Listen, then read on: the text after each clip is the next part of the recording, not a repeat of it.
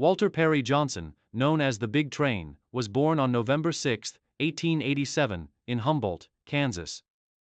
The youngest of 5 children, Johnson's family had a strong connection to the rural farming community. From an early age, Johnson showed an aptitude for sports, particularly baseball, and he quickly became known for his exceptional arm strength. Growing up on a farm, he had access to wide open spaces and a rough-hewn baseball diamond where he could practice his pitching skills, often throwing a baseball against a barn wall. As a teenager, Johnson played for local teams, including the Humboldt team and later for a more competitive team in Coffeyville.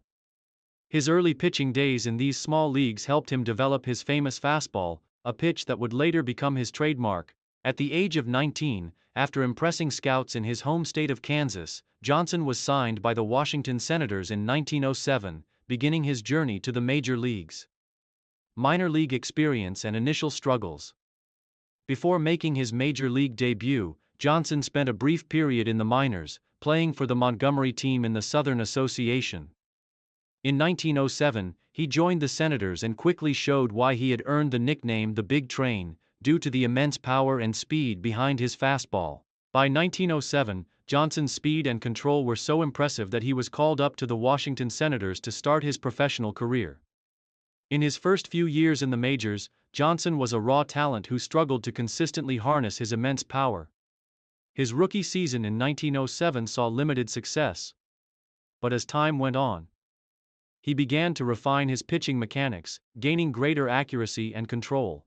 His early struggles were merely stepping stones toward a legendary career. Career peak and main achievements. Johnson's true breakthrough came in 1909, when he established himself as one of the league's premier pitchers. His fastball became renowned for its velocity and movement, making it nearly impossible for batters to make solid contact. His dominance on the mound quickly earned him the reputation as one of the most fearsome pitchers in baseball history. 1913-1920, Johnson's peak. The peak of Walter Johnson's career came between 1913 and 1920, during which he compiled some of the most impressive statistics in baseball history. During this time, he developed into a 2-time American League Most Valuable Player, MVP, and the most feared pitcher in the game. Johnson's pitching mechanics and his fastball were both powerful and precise. His 1.14 earned run average, ERA, in 1913 set a major league record, and it was clear that he had mastered his craft. That season, Johnson not only won 36 games, but also struck out 243 batters, a significant number for the time. Over the next decade, Johnson maintained his dominance, posting remarkable seasons year after year. His durability was equally legendary. Johnson was known for his consistency and for pitching in every situation, including long relief appearances when his team needed him most. In 1914, Johnson pitched in an incredible 25 complete games out of 38 starts, demonstrating his stamina and endurance. By 1915, Johnson had earned 1,400 strikeouts, further cementing his status as a pitching legend. That same year, he won his first American League MVP award, an honor that was largely due to his incredible performance on the mound and his leadership within the Senators.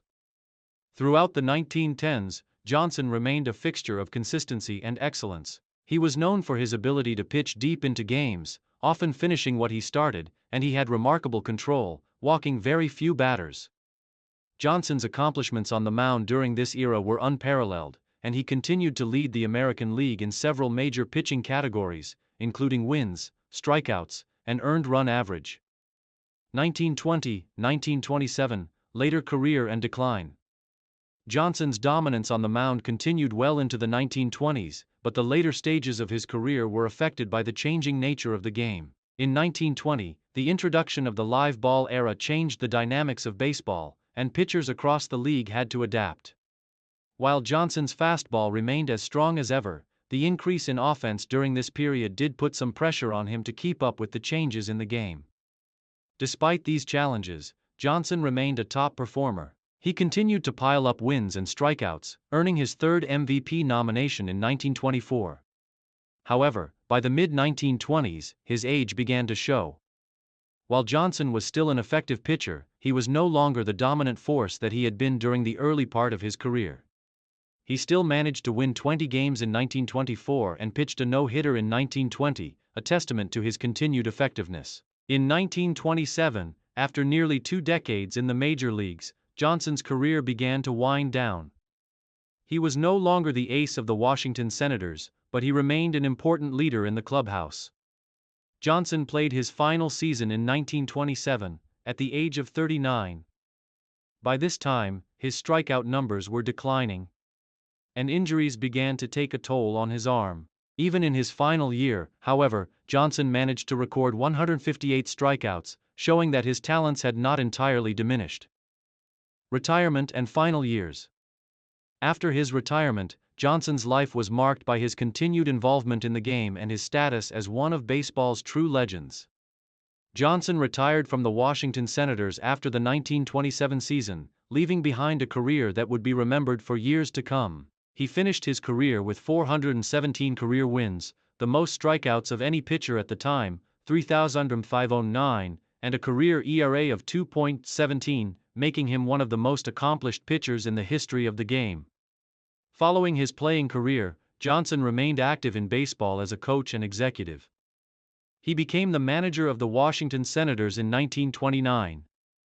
Though he was not as successful in this role, nevertheless, he was beloved by fans and players alike, known for his humility and love of the game. In his later years, Johnson became a fixture of baseball's historical lore, attending various ceremonies and celebrations honoring the legends of the game. He was inducted into the Baseball Hall of Fame in 1936, cementing his legacy as one of the greatest pitchers of all time. Despite the decline in his health in his later years, Johnson remained active in his community and in the sport, attending various events and occasionally appearing at Senators games. He continued to be a beloved figure in Washington, D.C., and in baseball history. Conclusion. Walter Johnson's career is a testament to the power of hard work, perseverance, and talent. His legendary fastball, incredible strikeout numbers, and career longevity make him one of baseball's greatest players. Johnson's contributions to the game helped set the stage for future generations of pitchers, and his place in baseball history is solidified. He remains a symbol of excellence in the sport, a towering figure whose influence continues to be felt in the game of baseball. Valentina Acosta Giraldo, born on November 28, 1993, in Cali, Colombia, grew up in a city known for its rich sporting culture, especially in athletics. Valentina's love for sports started at a young age, with a deep interest in track and field.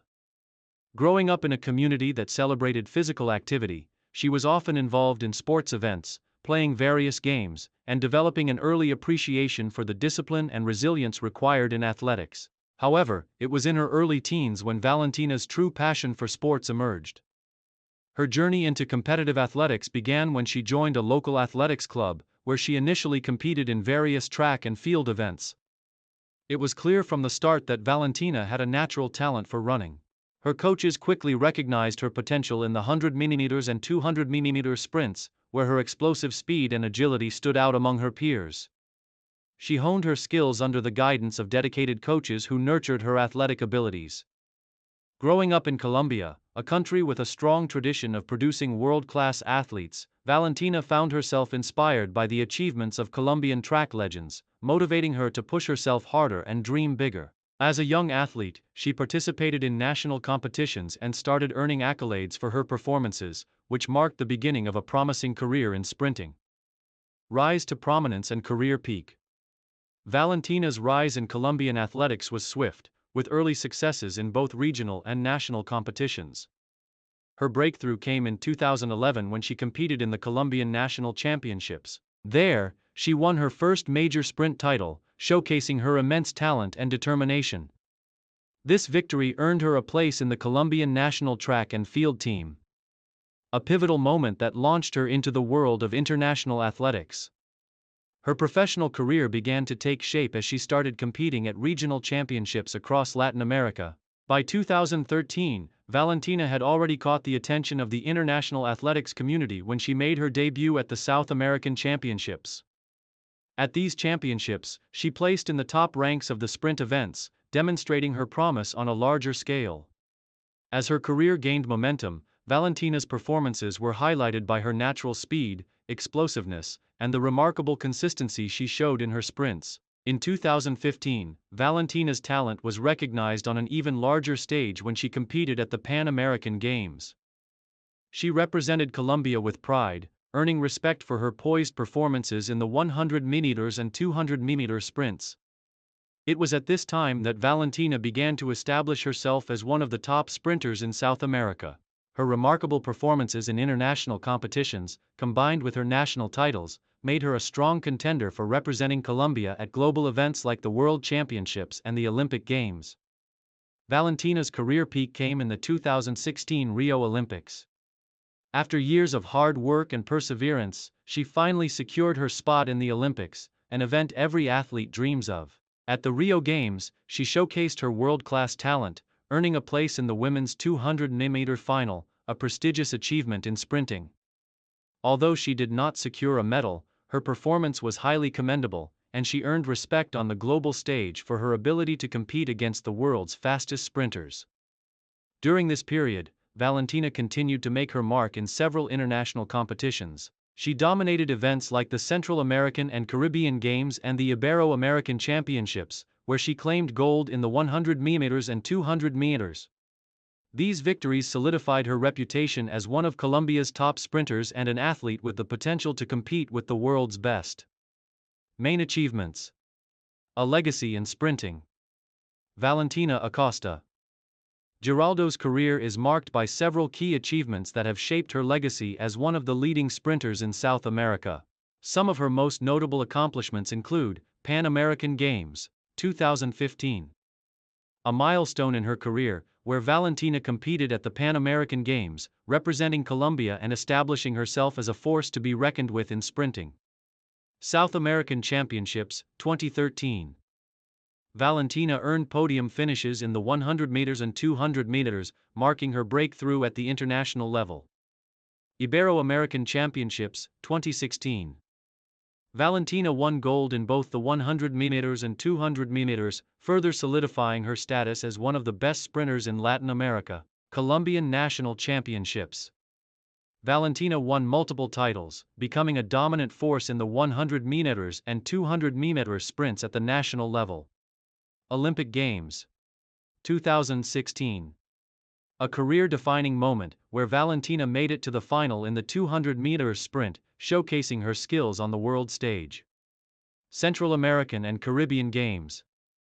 Valentina claimed gold in both the 100 meters and 200 meters, continuing her success in regional championships. Her achievements, particularly in regional competitions, have not only made her a celebrated athlete in Colombia but also elevated the nation's standing in the world of athletics. Valentina's consistent presence on the podium at major championships has earned her numerous accolades and recognition from the Colombian Olympic Committee and other athletic bodies. Final years, transition and future prospects. As Valentina Acosta Giraldo entered the later stages of her athletic career, her focus shifted towards mentoring younger athletes and contributing to the development of track and field in Colombia. She has become a role model for aspiring sprinters, and her impact on the Colombian athletic community is immeasurable. Valentina's commitment to excellence and the sport has inspired countless young athletes to take up sprinting, and her mentorship has helped develop the next generation of talent. In her final years as a competitive athlete, Valentina continued to participate in national and regional events, maintaining her form and consistently placing in the top ranks. While she began to shift her attention to coaching and mentoring, her passion for the sport remained strong. She has also worked with the Colombian Athletic Federation to encourage and inspire future generations of sprinters, both male and female. Despite transitioning away from full-time competition, Valentina's legacy in Colombian sprinting remains intact. Her name is synonymous with perseverance, hard work, and success on the international stage. Through her work as a coach and role model, Valentina's influence will continue to be felt in the world of athletics for years to come. Conclusion: a legacy of excellence. Valentina Acosta. Giraldo's journey from a young girl in Cali to one of the top sprinters in South America is a story of dedication, talent, and unwavering determination. Her career has been defined by her perseverance in the face of challenges, and her remarkable achievements in both regional and international competitions have made her one of Colombia's most celebrated athletes. From her breakthrough performances to her Olympic participation and regional gold medals, Valentina has established herself as a key figure in Colombian athletics. Her legacy will live on through the younger athletes she has mentored, and she will forever be remembered as one of the pillars of Colombian sprinting. Tyler Ty Cobb was born on December 18, 1886, in Narrows, Georgia, to William Herschel Cobb and Amanda Chitwood Cobb. Raised in a small rural town, Ty was exposed to a world of sports early on, particularly baseball. His father was a successful farmer, but tragedy struck when Ty was just a child. His father was shot and killed under mysterious circumstances in 1905, a traumatic event that would have a lasting impact on Cobb's character and his fierce competitiveness. Cobb's baseball journey began in his youth. As a young boy, he was known for his remarkable speed and tenacity. He played high school baseball, and by the age of 15, he was already developing a reputation as one of the best players in his area. Cobb's aggressive nature and love for the game were apparent even then, setting the stage for his future as one of the most feared and polarizing figures in baseball history. Cobb was scouted by Macon, a team in the South Atlantic League, and played for them briefly before catching the attention of Major League scouts. In 1905, at the age of 19, Cobb joined the Detroit Tigers for a brief stint. It was during this time that he began to showcase his talents on the field, making an immediate impact. By 1907, Cobb was a full-time starter with the Tigers, and his baseball career began in earnest. Rise to prominence and career peak. Ty Cobb's rise to prominence was swift. After a tumultuous debut season, Cobb quickly became one of the best and most feared players in Major League Baseball. His combination of exceptional batting, base-stealing speed, and defensive prowess made him a standout on the field. Cobb played for the Detroit Tigers for the majority of his career, and during this time, he became a symbol of excellence in baseball, known as much for his raw talent as for his often combative demeanor. 1909 was a banner year for Cobb. He won his first American League batting title, finishing the season with a .377 batting average. Leading the league in runs, hits, and stolen bases. His aggressive style of play, coupled with his uncanny ability to get on base and steal bases, made him a constant threat to opposing pitchers and fielders. This was the first of an unprecedented 9 consecutive batting titles, which would solidify Cobb's place in the history books as one of the most consistent and accomplished hitters the game had ever seen. 1911 was another peak year for Cobb. He led the league in batting average again, finishing with a remarkable .420 batting average. This achievement was not only a career high for Cobb but also the highest batting average in Major League Baseball for the 20th century. Cobb's skill was not limited to hitting, however. He was a master of base stealing, and his aggressive style on the base paths was legendary. Over the course of his career, he stole a total of 897 bases, showcasing his elite speed and tactical knowledge of the game. Cobb's career continued to flourish throughout the 1910s. In 1915, he became the first player in baseball history to collect 4,000 hits, a monumental achievement at the time. By the end of his career, Cobb had accumulated over 4,189 hits, a record that would stand until Pete Rose surpassed it in 1985. In terms of leadership, Cobb was an emotional and fiery figure.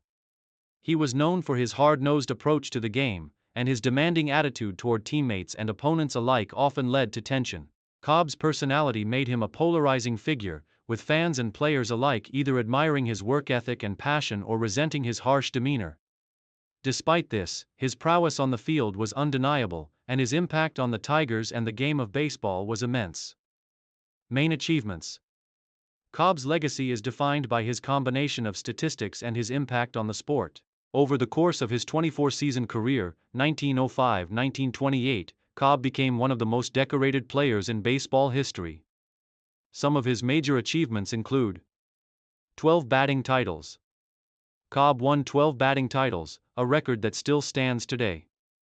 Career batting average of .366. Cobb's career batting average is the highest in Major League Baseball history. 4,189 career hits. At the time of his retirement, Cobb had more hits than any player in MLB history. MVP awards. Cobb won the American League MVP award in 1911, after a season in which he led the league in batting average, runs, and stolen bases. 9 All-Star selections. Cobb was a regular presence in the MLB All-Star Games, a testament to his continued excellence through the years. Stolen base leader. He stole 897 bases throughout his career, demonstrating his speed and base-running intelligence. Cobb's reputation as a fierce competitor and relentless worker helped set the standard for what it meant to be a professional baseball player. His tenacity was exemplified by his frequent conflicts with teammates and opponents, which only enhanced his legendary status. Final years and retirement. Ty Cobb's final years in baseball were marked by a decline in his performance, though he remained a formidable presence on the field. Cobb played his final season with the Philadelphia Athletics in 1927, at the age of 41. Though his best years were behind him, Cobb's leadership and experience were still valuable to the Athletics, and he played a key role in helping the team during this time.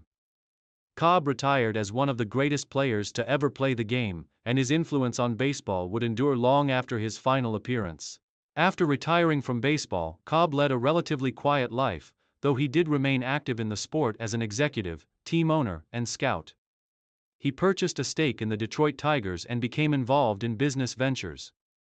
Cobb also spent time in his later years as a sought-after speaker, occasionally discussing his career and philosophy on baseball. Cobb's post-playing life was not without controversy. He became a successful businessman and was often accused of having a difficult personality, with some former teammates and critics claiming that his abrasive nature continued into his retirement years. Despite this, Cobb remained a beloved figure to many fans of the Tigers and baseball enthusiasts, and his accomplishments on the field were not overshadowed by his personal life.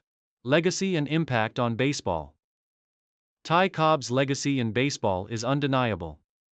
Not only did he leave behind a record-breaking career, but his impact on the sport as a whole shaped the way baseball was played for decades.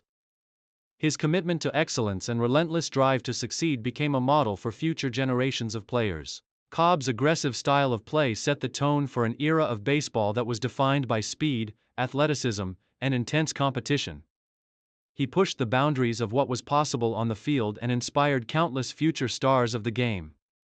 Cobb's legacy was officially solidified in 1936, when he was one of the inaugural inductees into the Baseball Hall of Fame. The recognition of his achievements by his peers and the baseball community cemented his place among the greatest players to ever play the game. Cobb passed away on July 17, 1961, at the age of 74. His death marked the end of an era, but his contributions to the sport lived on. He remains an iconic figure in the history of baseball, with his name synonymous with both greatness and controversy. The story of Ted Williams, one of baseball's greatest and most revered hitters, begins in San Diego, California, where he was born on August 30, 1918, to a family of modest means. His full name was Theodore Samuel Williams, and his father was a carpenter, while his mother, May, worked as a nurse. Williams' passion for sports began at a young age, and baseball quickly became his favorite. He was a talented athlete, excelling in many sports, but his love for baseball soon took precedence. Williams showed early promise as a baseball player, spending time playing for local teams as a teenager. He attended Mission Bay High School in San Diego, where his prodigious talent was apparent. It was in high school that Williams began to hone his skills as a left-handed batter, earning a reputation for his powerful swing and keen eye at the plate. His bat speed and discipline were unmatched, even at a young age, making him stand out as a future star. In 1936, at the age of 17, Williams signed a contract to play for the San Diego Padres, a minor league team. His performance in the minor leagues was a clear indicator of his potential. Williams' impressive batting and natural ability drew attention, and by 1939, he was ready to make the jump to Major League Baseball. Career peak and rise to prominence. Ted Williams made his Major League debut with the Boston Red Sox in 1939, at just 20 years old. His first season was marked by a steady progression, and it quickly became apparent that Williams was destined for greatness. In his rookie season, he hit for an impressive .327 batting average and launched 31 home runs, quickly establishing himself as a force at the plate. However, it was in 1941 that Williams reached the peak of his career, That season, he hit a remarkable .406, becoming the last player in Major League Baseball history to hit over 400 for an entire season. A feat that remains one of the most legendary records in the sport. His .406 batting average remains the highest in modern baseball history, and it earned him a place in the annals of baseball legend. That same year, he led the American League in home runs and RBIs, further solidifying his dominance at the plate. Throughout his career, Williams was known for his unparalleled eye at the plate. He had a legendary ability to distinguish between balls and strikes, often taking walks rather than swinging at poor pitches. His keen eye and disciplined approach to hitting allowed him to post consistently high batting averages and remarkable power numbers. Williams was a 5-time American League batting champion and led the league in on-base percentage a remarkable 12 times. Main achievements. Ted Williams' career achievements are a testament to his talent, work ethic, and influence on the game of baseball. Some of his most significant accomplishments include career batting average of .344. Williams finished his career with a lifetime batting average of .344. One of the highest in Major League Baseball history. 2 MVP awards. Williams won the American League Most Valuable Player award twice, in 1946 and 1949, highlighting his importance to the Boston Red Sox during his peak years. The last .400 season. In 1941, Williams achieved the unthinkable by hitting .406 for the season, a feat that has never been replicated since. This record cemented his place as one of baseball's all-time greats. 521 career home runs. Over the course of his career, Williams hit 521 home runs, ranking him among the top home run hitters of his era. 525 career on-base percentage. Williams' ability to reach base consistently was unparalleled, finishing his career with a career on-base percentage of .482, one of the highest marks in MLB history. Induction into the Hall of Fame. In 1966, Williams was inducted into the National Baseball Hall of Fame, a recognition of his greatness and contributions to the sport. 16 All-Star selections. Williams was selected to the All-Star Game 16 times during his career, underscoring his consistency and elite performance level. Williams also played for the Boston Red Sox for the entirety of his major league career, which lasted from 1939 to 1960, except for his time away to serve in World War II and the Korean War. His presence in the lineup was a constant source of excitement for Red Sox fans, and his ability to perform at the highest level made him a fixture in the team's history. Military service and wartime impact. While Williams' on-field career was marked by success, his journey was not without significant interruptions. Williams interrupted his baseball career to serve his country during both World War II and the Korean War. His service in the military during these periods took away several prime years of his career, yet he returned each time to continue dominating on the field. Williams enlisted in the United States Marine Corps during World War II, where he served as a fighter pilot. His decision to join the military in 1942 meant that he missed 3 seasons, 1943, 1945, at the peak of his career. However, upon returning in 1946, Williams showed no signs of rust. In fact, he returned to the game with a vengeance, winning his second MVP award that year and leading the Red Sox to the American League pennant. Later, in the early 1950s, Williams again interrupted his career to serve in the Korean War. Despite missing 2 more seasons, 1952-1953, he continued to excel when he returned. His ability to come back strong after long absences from the game only added to his legendary status. Final years and retirement.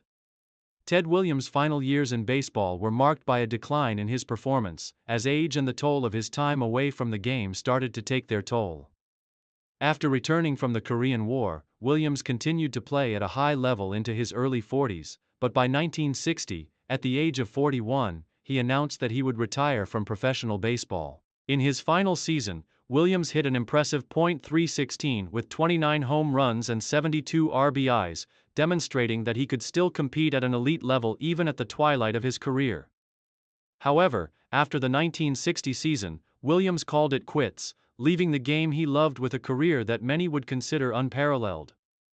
Williams' final game with the Boston Red Sox was memorable. He played his last game on September 28, 1960 at Fenway Park, where he hit a home run in his final at-bat, a fitting way to end a career that had been defined by his bat and his ability to come through in the clutch. Post-retirement life and legacy. After retiring from baseball, Ted Williams spent his time in several pursuits. He was involved in fishing, a passion of his for many years, and also took part in various business ventures. Williams became a vocal advocate for baseball, frequently speaking out about the importance of preserving the game's integrity and promoting its history. One of the most talked about moments in his post-career life came when he became the manager of the Washington Senators in 1969. Though his tenure was brief and largely unsuccessful, it showed that Williams' passion for the game and his leadership were far from diminished. Williams also spent time working with young baseball players, offering guidance to aspiring athletes. His commitment to the game and to improving the lives of others through baseball helped solidify his legacy as not only one of the game's greatest players but also as a mentor and teacher. Ted Williams passed away on July 5, 2002, at the age of 83. His death marked the end of an era in baseball, but his legacy lived on. Williams was remembered for his extraordinary achievements, his fiery passion for the game, and his legendary status in baseball history. He was posthumously celebrated as one of the greatest players to ever grace the diamond. Jo Thi An Nguyet, born on August 12, 1998, in Thanh Hoa, Vietnam, grew up in a rural area where archery was not a widely known or practiced sport. However, from an early age, she displayed an inherent interest in sports, particularly those that required precision and focus.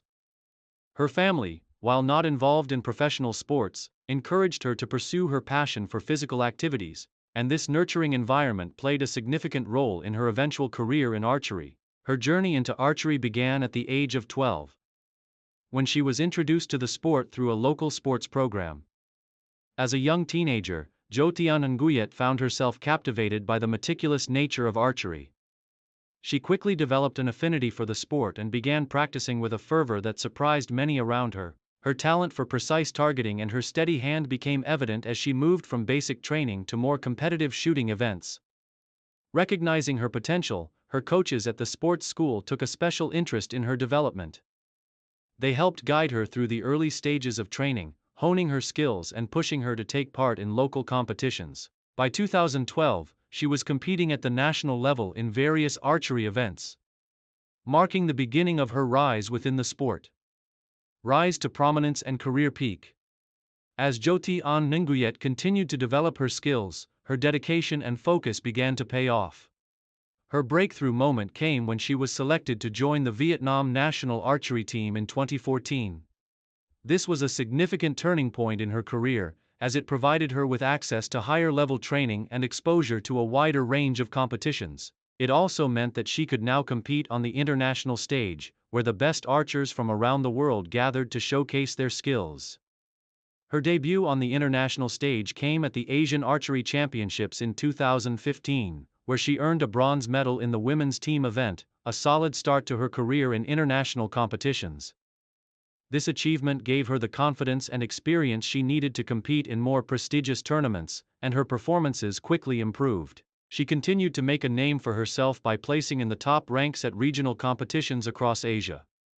In 2017, Jo Thi An Nguyet's career reached a new level when she won a gold medal in the Asian Archery Championships, cementing her position as one of the top archers in Vietnam and the region. This victory was a key milestone in her career and marked the beginning of a series of outstanding performances at international competitions. Her dominance in the field of archery was further underscored when she qualified for and competed in the 2018 Asian Games in Indonesia, where she achieved another career peak by securing a silver medal in the women's team archery event. During this period, Jo Thi An Nguyet became known for her strong mental focus, which was a crucial factor in her success. She was able to maintain her composure under pressure, a quality that set her apart from many of her competitors. Her consistent accuracy and ability to shoot under challenging conditions made her a force to be reckoned with in Asian archery. Main achievements: a legacy of excellence in archery. Throughout her career, Jo Thi An Nguyet accumulated numerous accolades, further establishing herself as one of Vietnam's premier archers. Some of her most notable achievements include 2015 Asian Archery Championships, winning a bronze medal in the women's team event, marking her first international medal and a strong start to her career. 2017 Asian Archery Championships, winning a gold medal in the women's individual event, a milestone that solidified her as a leading archery competitor in the region. 2018 Asian Games, Indonesia, securing a silver medal in the women's team archery event, showcasing her team-oriented skill and her ability to compete at the highest levels of the sport.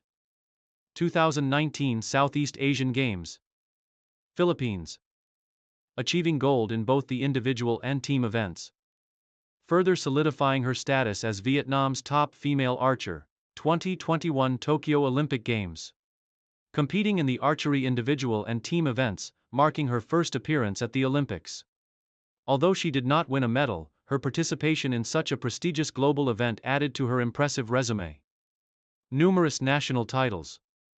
Jo Thi An Nguyen has claimed multiple Vietnamese national championships throughout her career, consistently proving her dominance within her country. Her exceptional performances at these events, combined with her continuous improvements, have made her one of the most decorated athletes in Vietnam. Jo Thi An Nguyet's success in the sport is also seen as a testament to the increasing prominence of archery in Vietnam, a country that has long been a powerhouse in Southeast Asian sports but is now gaining recognition for its achievements in archery. Final years. The future of Vietnamese archery. As Jo Thi An Nguyet enters the later stages of her career, she has become a respected figure in the Vietnamese sporting community. While she continues to compete at the highest levels, her focus has increasingly shifted towards mentoring and helping the next generation of archers. She has taken on roles as a coach and an ambassador for the sport, sharing her knowledge and expertise with younger athletes who are eager to follow in her footsteps. Despite facing stiff competition from archers across the globe, Jo Thi An Nguyet remains a major contender in international competitions. Her discipline, dedication, and expertise continue to make her a strong competitor in both individual and team events. She has also expressed her desire to compete in the 2024 Paris Olympics, hoping to end her career on a high note with a potential medal for Vietnam. In addition to her coaching and mentoring roles, Jo Thi An Nguyet has become an advocate for the development of archery in Vietnam. She actively works with national sports organizations to provide greater resources and support for young athletes entering the sport, aiming to elevate the level of archery in her country and inspire the next generation to pursue excellence in archery. Her legacy as a Vietnamese sports icon is solidified not only by her achievements, but by her positive influence on the younger generation of athletes. Through her hard work, focus, and resilience, Jo Thi An Nguyet has shown that success in archery is attainable, even for those who start with limited resources. Conclusion: a champion and role model. Jo Thi An Nguyet's journey from a young girl with a passion for sports to one of Vietnam's greatest archers is a testament to her unwavering dedication, mental strength, and determination. Her rise in the sport of archery has brought her numerous accolades, from Asian Championship gold medals to regional successes and her participation in the Olympic Games. Her ability to thrive under pressure, her consistency, and her sportsmanship have earned her the respect of her peers and fans worldwide. As she moves forward in her career, she continues to inspire not only fellow athletes but also anyone with a passion for sport. Her story is one of resilience, discipline, and the belief that with hard work and perseverance, greatness can be achieved. In the years to come, Jo Thi An Nguyet will undoubtedly remain a prominent figure in Vietnam's sporting history, and her influence will be felt for many years through the generations of archers she has mentored and inspired. Stanley Frank Musial, one of the most celebrated figures in baseball history, was born on November 21, 1920, in Donora, Pennsylvania. Growing up in a small steel town, Musial's early life was shaped by the hard-working, blue-collar values of his community. His father, a steelworker, encouraged Stan's love of sports, and baseball became a key part of his childhood. By the time he was in high school, Musial had already earned a reputation as a talented baseball player, excelling in both baseball and basketball. Musial's athletic prowess was evident from the start. While he initially had dreams of becoming a professional basketball player, baseball ultimately captured his heart. After high school, Musial played for local amateur teams and was eventually scouted by the St. Louis Cardinals, who saw in him the potential for greatness. In 1938, at the age of 17, Musial signed with the Cardinals, beginning his professional baseball career. Minor league experience and early struggles. Musial's journey to the major leagues began in the Cardinals' minor league system. After a brief stint with the Johnson City Cardinals, he was sent to the Albany Cardinals, where he continued to hone his skills. Musial's performance in the minor leagues quickly caught the attention of the Cardinals' management, and in 1941, after just 1 year in the minors, he was called up to the major leagues. However, his initial time in the big leagues wasn't smooth sailing. Musial spent much of his first season struggling to adjust to the demands of Major League Baseball, and his performance in 1941 was far from impressive. He played in only 12 games for the Cardinals that year, recording a modest .226 batting average. Despite these early struggles, Musial's potential was clear, and he spent the next few years working hard to improve his game. World War II service and comeback. In 1943, Musial's burgeoning career was interrupted by World War II. He enlisted in the U.S. Navy and served as a musician, playing the baritone saxophone in the Navy band. Musial's time in the military took him away from baseball for 3 seasons, but he returned to the Cardinals in 1946, fully committed to making up for lost time. While Musial's time away from the game could have set him back, his return was nothing short of spectacular.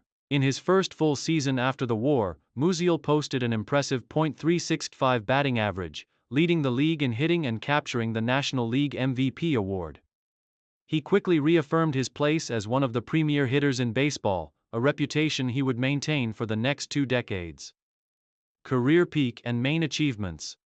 Stan Musial's career reached its peak in the late 1940s and 1950s, a period during which he solidified his legacy as one of the greatest players in baseball history. Known for his smooth swing, consistency, and versatility, Musial was a player who could do it all. Hit for average, hit for power, and contribute defensively. He was a 5-time National League MVP, 1943, 1946, 1948, 1957, and 1963, and a 24-time All-Star, a testament to his sustained excellence over a long and illustrious career. Musial was renowned for his ability to hit in virtually every situation, and his stats reflect his remarkable consistency. He finished his career with a .331 batting average, 475 home runs, and 1,951 RBIs, making him one of the most accomplished offensive players of all time. He accumulated 3,630 hits, a total that ranks 4th on the all-time list at the time of his retirement. One of Musial's defining traits was his ability to produce in clutch moments. He recorded an impressive 1,815 runs and 725 extra base hits, frequently coming through with timely hits in important games. Musial was known for his ability to handle pressure with grace, and his success in the postseason was notable. He led the Cardinals to 3 World Series championships, 1942, 1944, 1946, earning World Series MVP honors in 1946 for his outstanding performance in the Cardinals' victory over the Boston Red Sox. Throughout his career, Musial demonstrated remarkable consistency and durability. He was known for his physical conditioning and his ability to remain effective into his late 30s. In addition to his offensive production, Musial was also a strong defender. He played outfield and first base, offering versatility to the Cardinals. Despite the challenges of playing multiple positions, Musial excelled, earning 3 Gold Gloves during his career. The later years continued excellence and retirement. As Musial entered his late 30s, many players would begin to see a decline in performance. However, Musial defied the aging process and continued to perform at a high level. He enjoyed his final standout seasons in the early 1960s, collecting 4 more All-Star selections and earning his 5th MVP award in 1963. His hitting continued to be effective, and he remained one of the league's best hitters well into his 40s. Despite the aging process taking its toll on his body, Musial's mind remained sharp, and his skills never fully diminished. In his final season, 1963, he posted an impressive .330 batting average, a fitting end to an incredible career. Musial retired as one of the most beloved figures in baseball history and was recognized as one of the sport's true greats. Post-retirement and legacy. Stan Musial's retirement from the game of baseball in 1963 marked the end of one of the most exceptional careers the sport had ever seen. He left behind a legacy that transcended statistics. Musial's consistent performance over a span of 22 seasons established him as one of the finest players of all time, and his character off the field made him a beloved figure in the sports world. Following his retirement, Musial remained active in the St.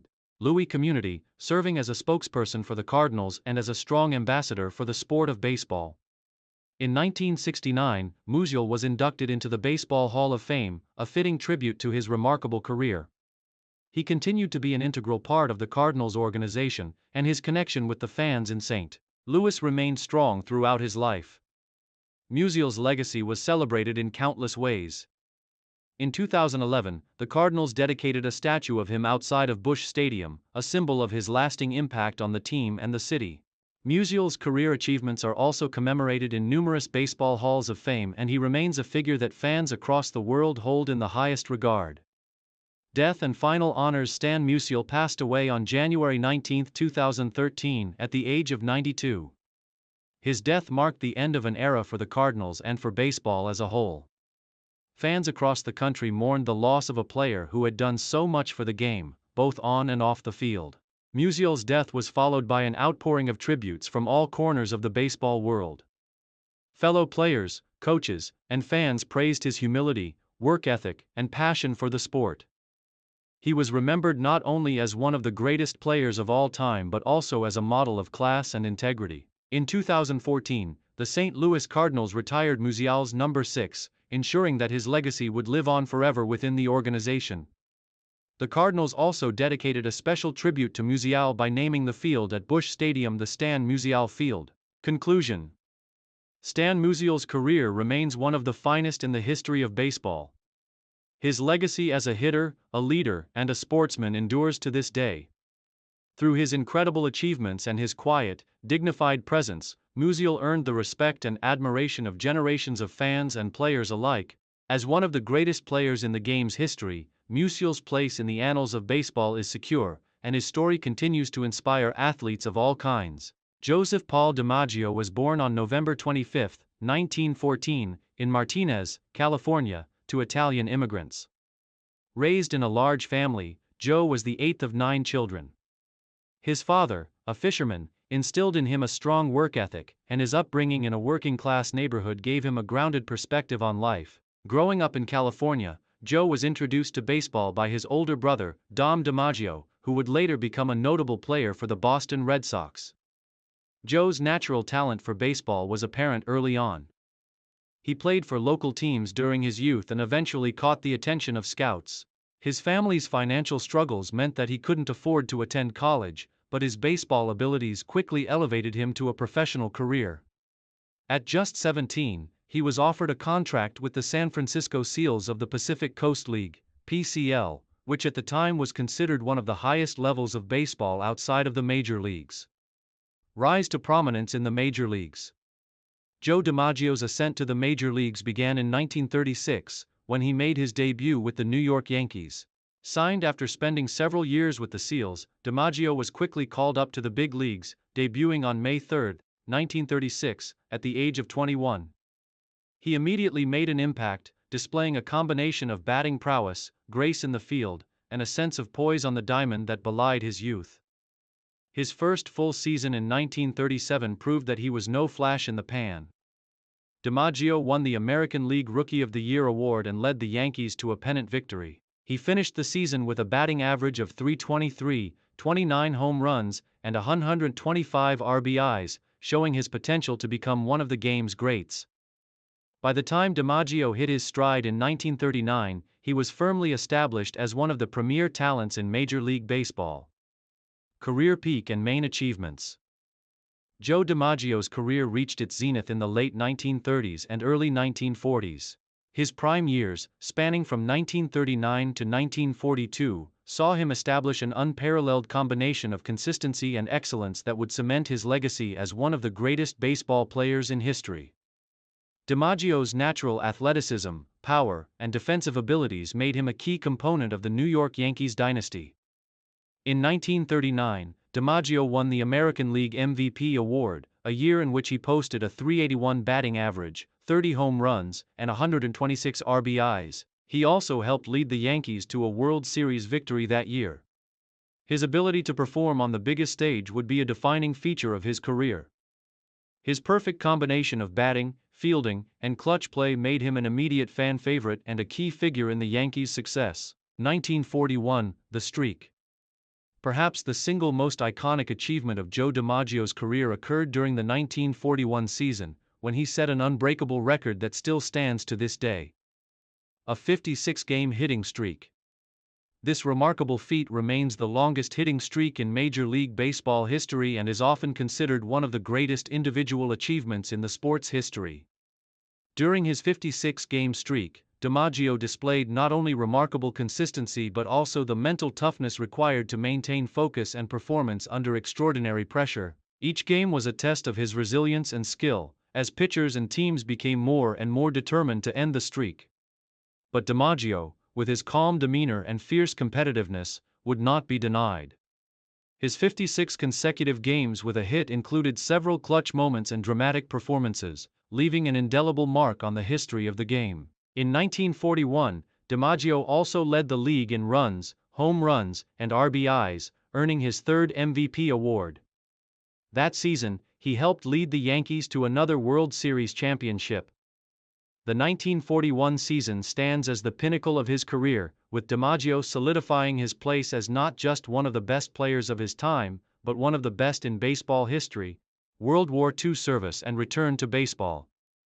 In 1943, DiMaggio's career was temporarily interrupted by World War II. Like many professional athletes of the time, he enlisted in the military, serving as a member of the United States Army Air Forces. DiMaggio spent 3 years in the service, using his fame to boost morale for troops stationed in the Pacific and playing baseball for the Army's team. Despite missing a significant portion of his prime years, DiMaggio's career was far from over. When he returned to baseball in 1946, after his military service ended, he was determined to regain his former form. DiMaggio's return was met with a hero's welcome. And while he was not quite as dominant as in his earlier years, he remained one of the best players in the game. In the second half of his career, he showed a more measured approach to the game but continued to be a fixture in the Yankees lineup. Later years and final retirement. DiMaggio's later years in baseball were marked by his continued contribution to the Yankees' success. He played on Yankees teams that continued to dominate the American League, winning 2 more World Series titles in 1947 and 1949. While his performance began to dip with age, his leadership, experience, and ability to come through in clutch moments remained crucial to the Yankees' success. DiMaggio's legacy as a winner was undeniable, and his ability to maintain a high level of performance into his late 30s was a testament to his skill and commitment to the game. However, by the early 1950s, DiMaggio's body began to show the toll of years of hard play. After the 1951 season, he decided to retire from professional baseball. At the age of 36, DiMaggio walked away from the game, having left an indelible legacy that would forever be linked to the New York Yankees and to Major League Baseball as a whole. He retired with a career batting average of .325, 361 home runs, and 1,137 RBIs. Conclusion: Joe DiMaggio's legacy in baseball remains legendary. His 56-game hitting streak, 3 MVP awards, and 9 World Series titles with the New York Yankees make him a transcendent figure in the sport's history. His combination of power, grace, and consistency established him as one of the best hitters and overall players to ever step onto a baseball diamond. Beyond his statistics, DiMaggio's calm demeanor, his ability to perform under pressure, and his commitment to excellence set him apart as one of the most iconic athletes of the 20th century. He is remembered as a model of grace, perseverance, and unparalleled skill, a true baseball legend whose impact is still felt today. Marco Galeazzo, born on February 1, 1982, in Cologna Veneta, Italy, grew up in a family that was supportive of sports, but archery was not initially a significant part of his life. From a young age, Galeazzo displayed a keen interest in physical activities, with his early years spent exploring various sports. However, it was in his teenage years that he was first introduced to archery through a local club. His natural aptitude for precision sports quickly became apparent, and by the time he was in his early teens, Marco had developed a passion for archery. His initial foray into archery was marked by the same determination and focus that would characterize his later career. Galeazzo began training seriously at a local archery club, and his skills grew exponentially as he honed his technique. Under the tutelage of experienced coaches, he quickly rose through the ranks of local and regional competitions. By the age of 16, he was competing at the national level in Italy, demonstrating not only technical proficiency but also mental resilience that set him apart from his peers. His potential did not go unnoticed, and he soon became part of the Italian national archery team, embarking on an international journey that would see him become one of the greatest archers of his generation. Marco's rise in the archery world was fueled by his commitment to the sport, his discipline, and his relentless pursuit of excellence. Career peak and main achievements. Marco Galeazzo's breakthrough into the world of elite archery came in the early 2000s. By 2004, he had firmly established himself as one of Italy's most promising archers, having earned his place on the national team. It was during this period that Galeazzo's remarkable potential began to shine through. His competitive nature, combined with his technical prowess, led to a series of impressive performances on the international stage. However, Galeazzo's true rise to prominence occurred during the 2004 Summer Olympics in Athens, where he competed in the individual men's archery event. In a dramatic and hard-fought competition, Marco captured the gold medal in archery, delivering a stellar performance that secured his place in history. This victory was a milestone not only for Galeazzo but also for Italy, as it marked the nation's first Olympic gold medal in the sport of archery. Galeazzo's victory was hailed as a monumental achievement for Italian archery, and it catapulted him into the international spotlight. Following his Olympic triumph, Galeazzo's career continued to soar. His consistency and skill led to further success in the years that followed. In 2005, he secured a world championship title in the men's individual event, further solidifying his reputation as one of the world's best archers. His performance at the 2005 Archery World Championships was a defining moment in his career, showcasing his technical skill, mental toughness, and ability to perform under pressure. Over the years, Galeazzo amassed numerous victories in World Cup events, further cementing his place as one of the sport's leading figures. His skill in both individual and team competitions was evident, as he consistently placed in the top ranks in international tournaments. Galeazzo's teamwork in the men's team events proved crucial in several competitions, and his contributions to Italy's success were undeniable. One of his most significant achievements came in 2012, when he won a gold medal at the London Olympic Games as part of the Italian men's archery team. His performance at these games, alongside teammates Mauro Nespoli and Impiombato Marco, marked a historic moment for Italian archery, as they won the team event. This victory further solidified Galeazzo's legacy in the sport and was a testament to his versatility and skill in both individual and team competitions. In 2015, Marco Galeazzo's career reached another remarkable peak when he won the World Archery Championships once again. This time, his triumph was in the team event, where he contributed to Italy's gold medal win, reaffirming his status as a world-class archer capable of competing at the highest level in any format. Transitioning to a mentor and role model. As Galeazzo entered the later years of his career, his role within the sport began to shift. While still a formidable competitor, he began focusing more on mentoring and passing on his extensive knowledge to younger athletes. His impact on the Italian archery community cannot be overstated, as he became a guiding figure for the next generation of archers. In 2016, Galeazzo made the decision to reduce his competitive schedule, opting to focus more on coaching and his family life. However, his presence in the sport remained influential. He continued to offer his expertise to the Italian national team, serving as both a mentor and a technical advisor for up-and-coming archers. His dedication to improving the sport, not just in Italy, but internationally, was evident in his commitment to sharing his experiences with others. While his participation in major international events diminished in his later years, Galeazzo remained involved in archery in various capacities. He worked as a commentator for archery events, offering insights into the sport for fans and budding archers. His status as one of the sport's legends meant that his views were highly respected, and his commentary provided invaluable perspectives on the intricacies of elite-level archery. Retirement and legacy. Marco Galeazzo officially retired from competitive archery in 2020, bringing an end to a storied career that spanned more than 15 years at the highest level of the sport. His retirement marked the conclusion of one of Italy's most successful athletic careers. Despite stepping away from competition, Galeazzo's influence on the sport continues to be felt, particularly in Italy, where he is regarded as a national hero. Galeazzo's achievements have inspired countless archers in Italy and around the world. His Olympic gold medals, world championship titles, and numerous podium finishes in World Cup events made him a beacon of excellence in the sport of archery. His focus, precision, and determination were hallmarks of his approach to the sport, and they served as an example to younger athletes aspiring to reach the top. Even in retirement, Marco continues to play an important role in archery, especially through his coaching and mentorship of the next generation of Italian archers. His legacy is not only measured by his competitive successes but by his contributions to the development and popularization of archery in Italy. Conclusion. A true archery legend. Marco Galeazzo's story is one of exceptional talent, hard work, and dedication to the sport of archery. From his humble beginnings in Italy to his rise as one of the world's greatest archers, Galeazzo's journey has been marked by numerous successes that have solidified his place in archery history.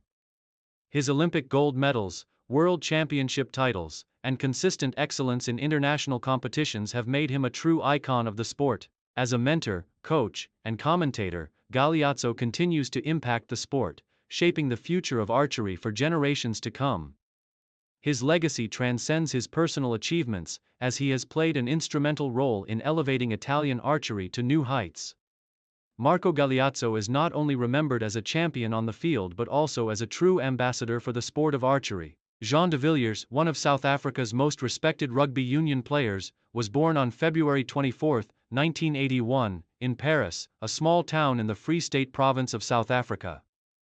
He grew up in a sporting family, with his father and uncle both playing rugby at amateur levels, which fostered his own interest in the sport from a young age. De Villiers showed considerable promise from the start, and his passion for rugby was nurtured during his childhood years. He attended Hoërskool Valpark in Sasolburg, where his talent was quickly recognized. Jean's talent was evident early in his life, and his school rugby career was marked by his impressive performance as a backline player.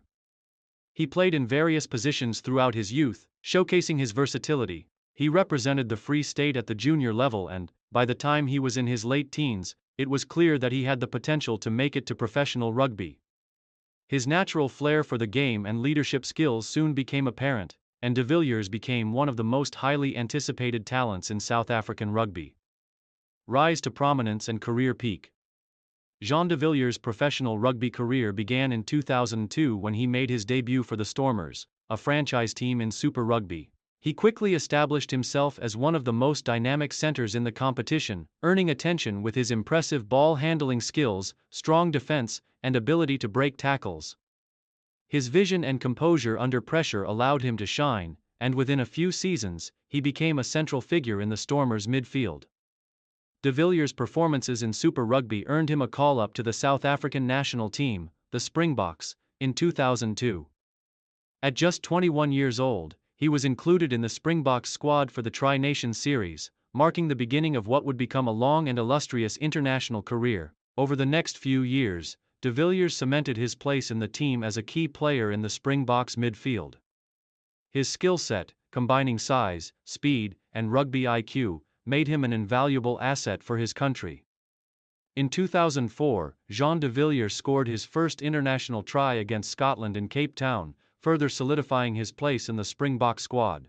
However, it was in 2009, when he became the team's captain, that de Villiers truly reached the peak of his career.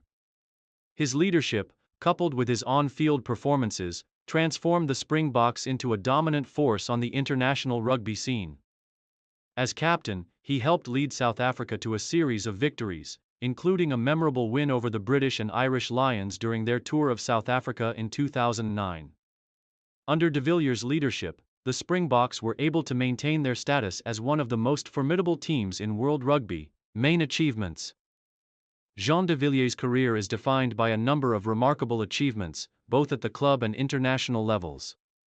His impressive list of accomplishments includes Super Rugby success. De Villiers played for the Stormers in Super Rugby from 2002 to 2016. He was an integral part of the team, helping them to the Super Rugby final in 2010, although they were defeated by the New Zealand-based Crusaders. He was a regular selection in the Stormers' starting lineup, often captaining the team in various seasons. Springbok career. De Villiers made 109 appearances for the Springboks, earning the trust of selectors as one of the premier centers in the world. He represented South Africa in multiple Rugby World Cups and won Rugby Championship titles with the team. His performances against the top rugby nations, including the All Blacks and England, solidified his standing as one of South Africa's greats. Rugby World Cup. De Villiers represented South Africa in the 2007 Rugby World Cup and the 2015 Rugby World Cup. In 2007, despite suffering a shoulder injury, he played an important role in South Africa's Rugby World Cup victory, helping the Springboks to their second World Cup title. In 2015, as the captain, he led South Africa to the semi-finals, where they were narrowly defeated by New Zealand. Springbok captaincy. Perhaps one of the highlights of his career was his tenure as the Springbok captain. De Villiers captained South Africa between 2012 and 2015, leading the team with distinction and guiding them to multiple victories against the toughest opposition. His leadership qualities, both on and off the field, were instrumental in the team's success. Club career. Apart from his time at the Stormers, De Villiers also enjoyed a successful stint with the Munster rugby team in Ireland.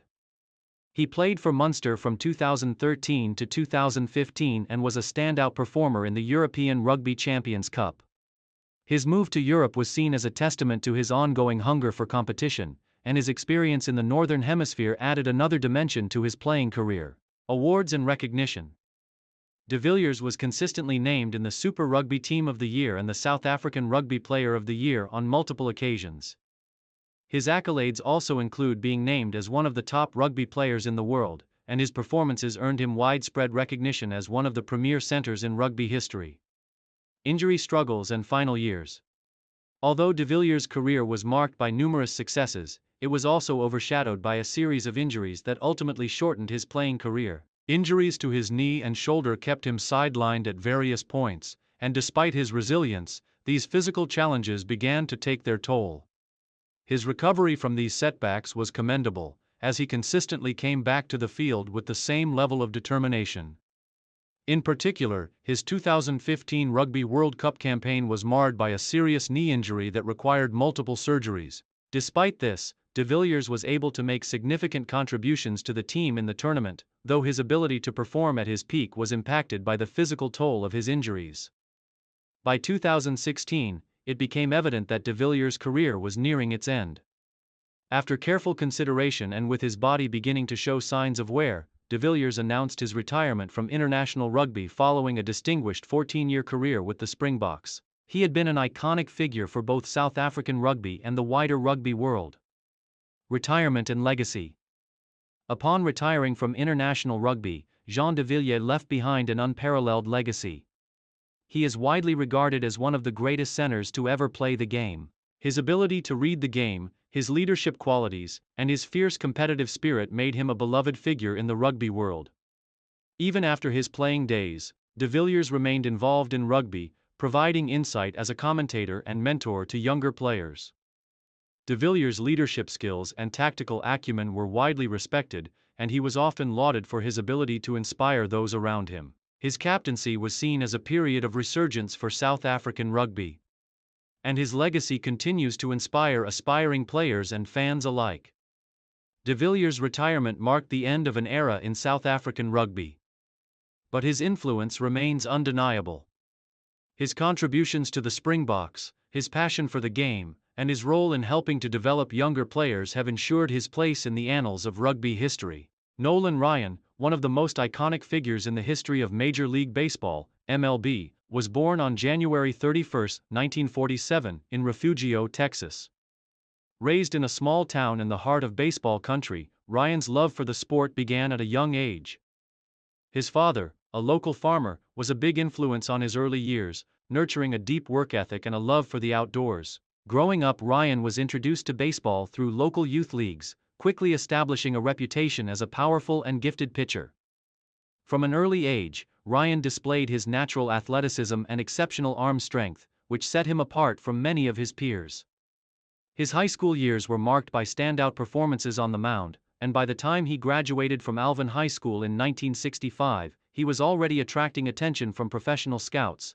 Despite having no formal training in pitching mechanics, his raw talent and incredible fastball were enough to make him one of the top prospects in the nation. In 1965, Nolan Ryan was drafted by the New York Mets as the 12th overall pick in the first round of the MLB draft.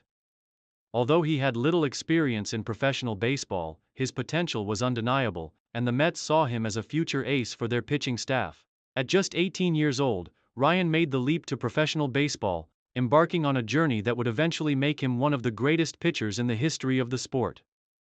Early struggles and development. Ryan's early years in the major leagues were marked by struggles.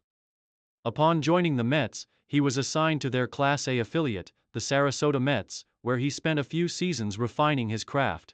He made his MLB debut with the Mets in 1966 but spent most of the next few years working in the minor leagues, where he struggled to harness his powerful arm and refine his pitching technique. In 1968, Ryan made a brief appearance with the Mets, and by 1969, he began to show flashes of his potential. His fastball, which consistently topped 100 mph, became one of his trademarks. However, he still lacked control and struggled with inconsistency. It wasn't until 1971, after a trade to the California Angels, that Ryan's career truly began to take off. Career peak and main achievements. Ryan's tenure with the California Angels in the early 1970s marked the beginning of his rise to prominence. After a rocky start, Ryan gradually matured into one of the most dominant pitchers in the game. His raw power, combined with an evolving mastery of pitching mechanics, turned him into an unstoppable force. By the mid-1970s, Ryan had become one of the most feared pitchers in MLB, striking out batters with ease and earning a reputation for his unrelenting competitiveness. One of the defining moments of Ryan's career came in 1973, when he recorded his first career no-hitter with the Angels, a feat that would later become a hallmark of his career. Over the next 2 decades, Ryan would go on to throw 7 no-hitters, a record that still stands to this day. This remarkable achievement solidified Ryan's legacy as one of the most dominant and durable pitchers in MLB history. In 1979, after a highly successful stint with the Angels, Ryan signed a lucrative contract with the Houston Astros, marking a new chapter in his illustrious career. It was with the Astros that Ryan achieved several of his most notable accomplishments. In 1981, he won his first strikeout title, leading the league with a staggering 270 strikeouts. He was consistently among the league leaders in strikeouts, walks, and innings pitched throughout the 1980s, earning the nickname the Ryan Express for his velocity and longevity on the mound. Ryan's most remarkable achievement came in 1983, when he became the first pitcher in MLB history to record 4,000 career strikeouts. This milestone, which was seen as a testament to his sustained excellence, further solidified his position as one of the game's greatest pitchers. Over the next several seasons, Ryan continued to dazzle fans with his fastball and ability to dominate hitters, despite being in his late 30s. In 1989, after a successful run with the Astros, Ryan made another career-defining move, joining the Texas Rangers.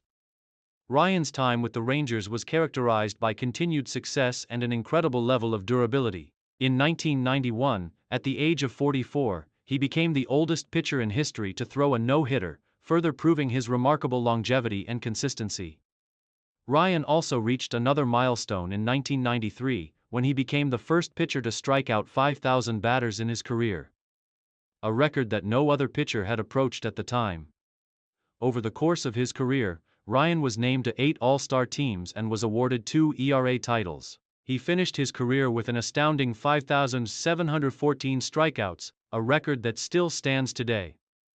Ryan's remarkable endurance on the mound allowed him to pitch for an incredible 27 seasons, one of the longest careers in MLB history. His reputation as one of the most durable, powerful and consistent pitchers in the game was firmly established. Final years and retirement. Nolan Ryan's final years in Major League Baseball were marked by his incredible resilience and determination to continue competing at the highest level. In 1993, at the age of 46, Ryan made his final appearance in the MLB All-Star Game, further cementing his legacy as one of the greatest pitchers of all time. While he faced increasing challenges due to age and injuries, Ryan's love for the game never wavered. He was determined to stay competitive as long as possible, and he did just that, finishing his career with the Texas Rangers. In 1999, after a career that spanned 27 seasons, Ryan officially announced his retirement from baseball. His final season was marked by a farewell tour, where fans across the league showed their appreciation for his remarkable career. Ryan's departure from the game left an indelible mark on baseball, and his achievements are still celebrated today. Legacy and post-retirement. Even after his retirement, Nolan Ryan's impact on the game of baseball remained profound. In 1999, he was inducted into the Baseball Hall of Fame, a fitting tribute to a career that had changed the landscape of pitching. His induction into Cooperstown was an acknowledgement of his unmatched achievements and his lasting legacy as one of the sport's most dominant and respected figures. Post-retirement, Ryan remained involved in baseball, particularly in a leadership capacity. In 2011, he was appointed as the CEO and president of the Texas Rangers, a position in which he helped guide the team to success. Under his leadership, the Rangers made several playoff appearances and became a consistent contender in the American League. Ryan also invested time in mentoring young pitchers, offering them insights into the mental and physical aspects of the game that had served him so well during his career. His philosophy of focusing on the basics, maintaining a strong work ethic, and never underestimating the power of determination influenced many pitchers who looked up to him as a role model. Conclusion. A baseball icon. Nolan Ryan's career stands as a testament to the power of determination, raw talent, and an unwavering passion for the game. His legacy as one of the greatest pitchers in the history of baseball is defined not only by his numerous records but also by his ability to perform at the highest level for an incredible length of time. From his early struggles to his rise as a dominant force in MLB, Ryan's journey is a reflection of the relentless pursuit of greatness. Through his 7 no-hitters, his record-breaking strikeout totals, and his status as one of the most feared pitchers in the game, Nolan Ryan has etched his name into the annals of baseball history. Even in retirement, his impact on the sport continues to be felt, as he remains a beloved figure in the world of baseball. His story is one of perseverance, excellence, and an unwavering commitment to the sport he loved.